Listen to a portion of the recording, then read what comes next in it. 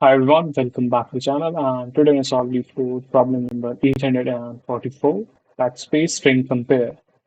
So it is a very easy problem, and this can be solved using simple stack implementation. So what the problem says is we'll have to treat these hashes like a backspace. Okay. So now after I just compile this string, my end result will be AC. Why? Because I typed in A, I typed in B, then I did a backspace. So we basically removed B from the string, right? And then we typed C. So we have AC, right? Similarly, with the string T, we'll do this exact same thing. We'll type A, we'll type B, hash is the backspace, so B will be deleted, and C again, right? So we'll have to return true if both these strings are the strings S and T are same.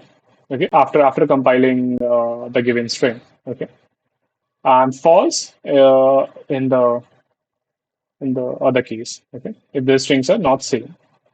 So what we'll have to do is we'll just simply use two stacks. First one for the string S, second one for the string T. We'll keep on adding the elements until we find a hash. Right? We'll just simply iterate all these elements. We'll keep on inserting into the stack, and as soon as we see a hash, we'll just pop the element at the top, and that's it. That's it. That's exactly what we have to do. Okay. So let's move to the solution of it. Okay. Yeah. So as I said, what we'll be doing, we'll be maintaining two stacks. Um, we'll be maintaining two stacks. So let's name it at S stack and P stack.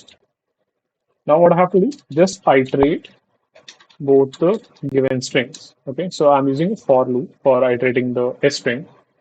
If SChar, so the character from S string is equals to an hash, then what I want to do is I will also have to check if my length of.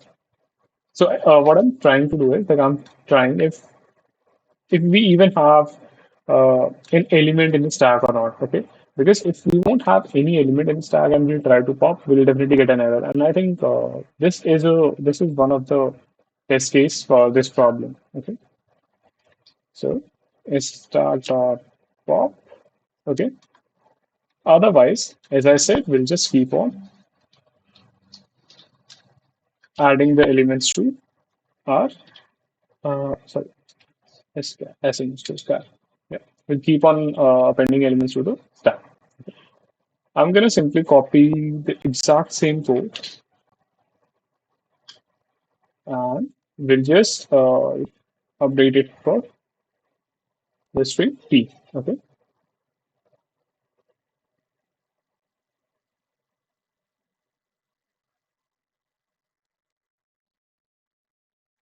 and this is done. So at the end, what I would do is I'll just simply check if my s stack is equals to t stack or not. Okay, so let's try to run this. And yeah, so the test cases, the given test cases are passed. Let's submit it for further evaluation now. And yeah, so as you can see, the solution got accepted. It didn't form that well, but we definitely can, try to optimize it further. So yeah, thanks again, guys, for watching the video and stay tuned for the upcoming ones. Don't forget to subscribe to the channel. Thank you.